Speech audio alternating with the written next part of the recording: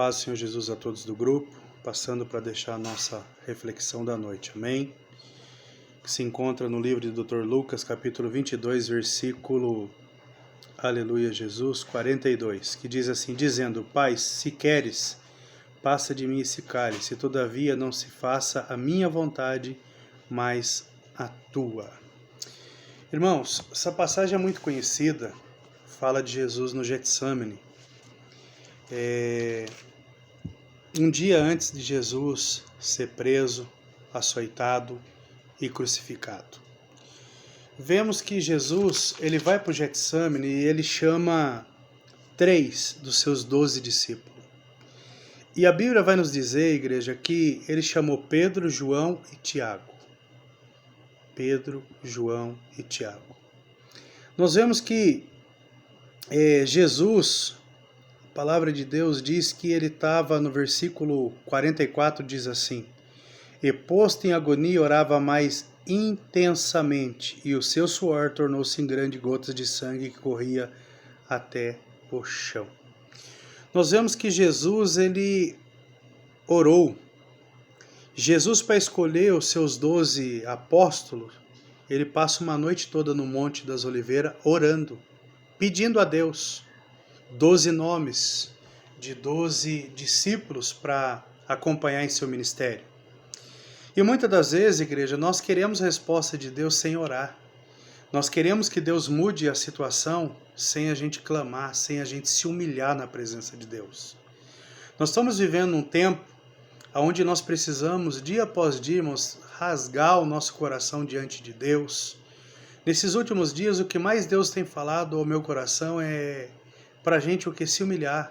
Para nós, aleluia Jesus, sermos igual a Ezequias, quando o profeta Isaías vai até ele e diz que ele morreria de uma enfermidade e não ia viver mais. E a Bíblia diz que Ezequias chorou, virou para o canto e começou a clamar e a falar com Deus. Nós precisamos viver esse tempo. Nós estamos, aleluia Jesus, precisando clamar pela nossa nação, clamar pelo nosso governo, clamar pela nossa família, clamar pelos nossos irmãos em Cristo, sentir empatia, sentir amor. Porque a palavra de Deus diz, irmãos, que nós só seremos discípulos do Senhor se a gente amar uns aos outros. E o amor não pode ser fingido, aquele amor falso. E a Bíblia vai dizer que Jesus ele vai para o Getsemane sabendo do que ele ia passar, do que ele ia para aquela cruz. Essa semana tem domingo de Páscoa, onde muitos estão preocupados em comer ovo de Páscoa, comer chocolate.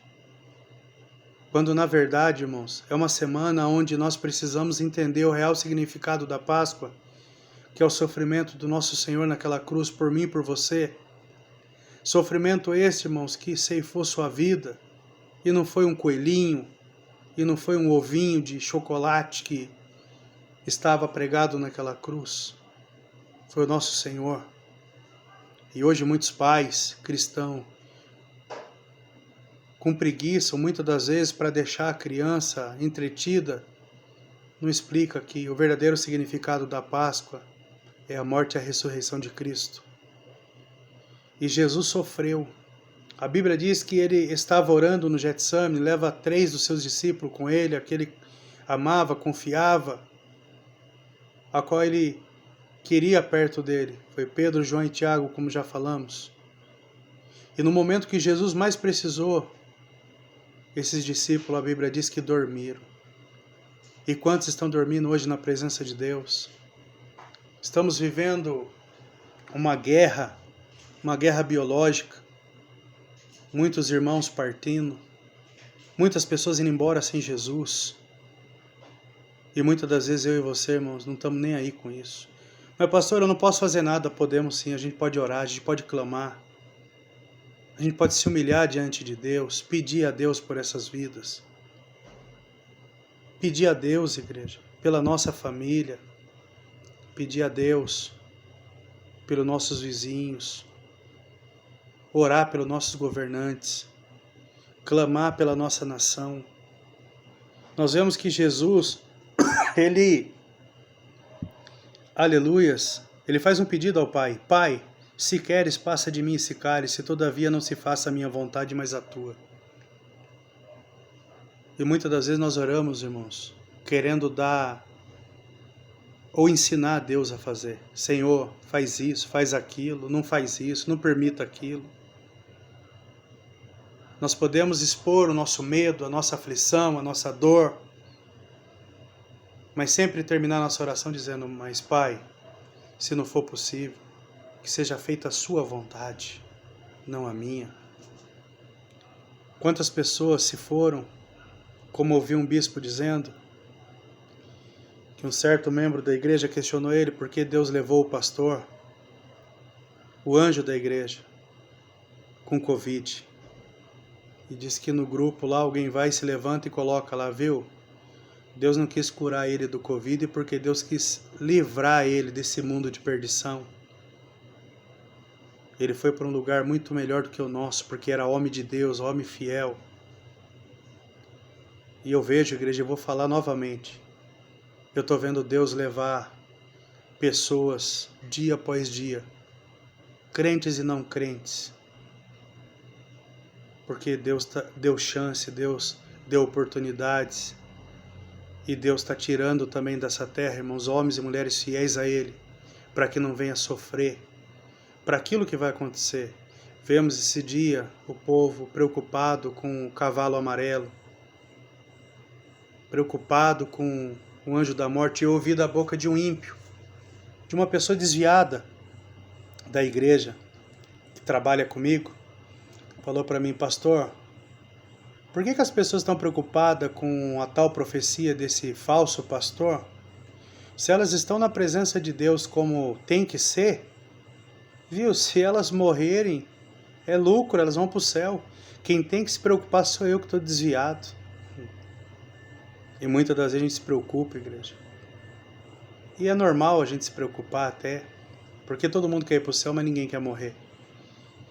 Irmão, nós vemos que Jesus, ele orou suplicando a Deus, cheio de temor.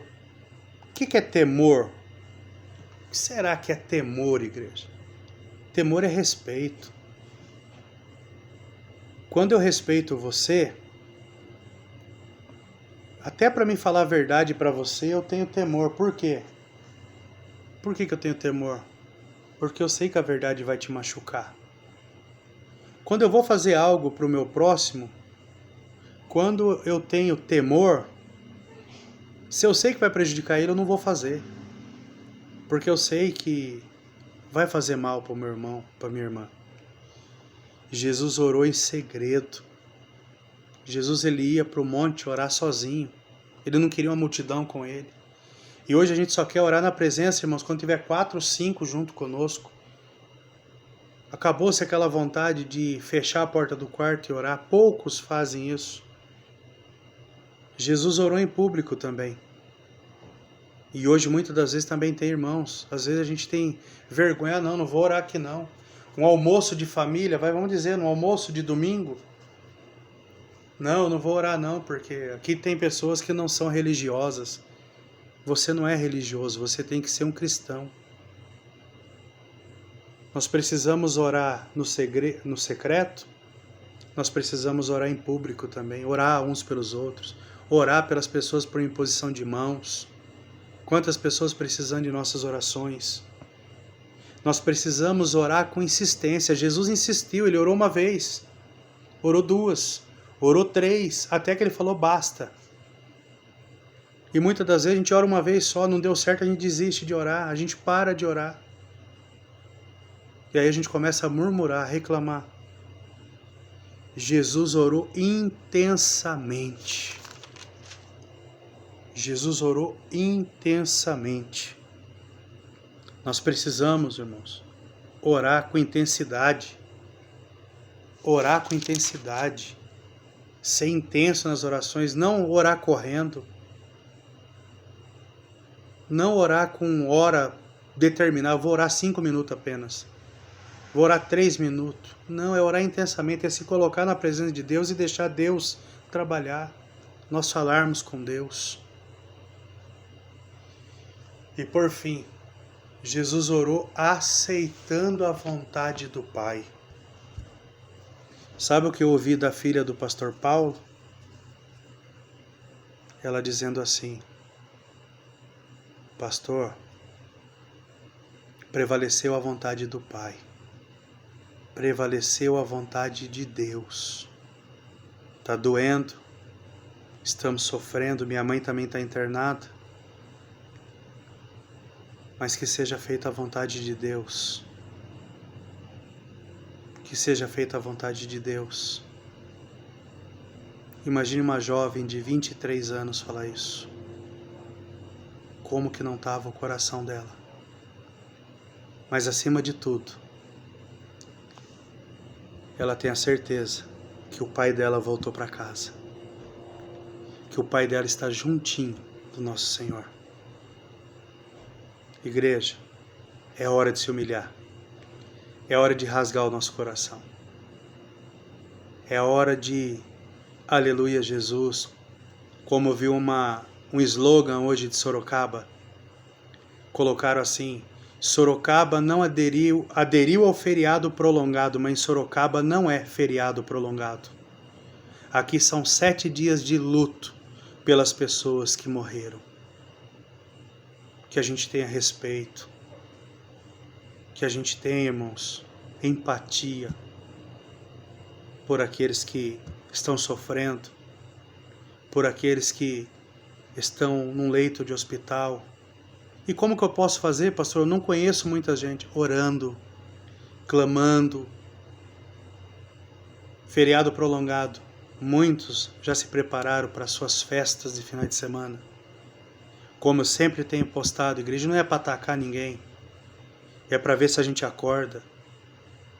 Para a festa que estão fazendo por aí, igreja, onde a polícia tem que ficar correndo atrás de um e de outro. Há vagas. Na UTI não tem. Pastor Paulo faleceu pela vontade de Deus, mas ele ficou 3 dias esperando UTI. Foi aonde a Covid agravou, e quando conseguiu a UTI para ele, ele foi entubado. Ele não resistiu. Então que a gente tenha consciência, que nós venhamos ter mais amor ao próximo, que nós venhamos alertar os nossos vizinhos, nossos amigos, que Jesus está voltando, igreja. Que Ele está voltando para nos levar para morar na glória com Ele. Amém? Fique com essa palavra.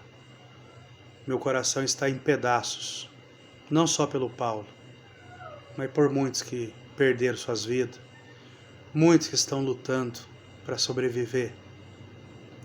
E nós ainda temos o privilégio de estar com saúde, gozando de perfeita saúde. Mas a gente não pode ser egoísta, de pensar no próprio umbigo nesse momento. A gente tem que fazer valer o nome que a gente carrega aqui, ó, cristão, parecido com Cristo. Fique com essa palavra, que o Senhor cuide de você, da sua família, da tua casa, que o Senhor cuide de nós. Amém, igreja? Deus os abençoe, em nome de Jesus. Sintam-se abraçados pelo seu pastor, missionária Bárbara, minha família, mandando um abraço a todos. E se cuidem, por favor. Vamos se cuidar. Vamos cuidar um dos outros, para que ninguém venha a sofrer. Amém, igreja? Deus os abençoe, em nome de Jesus.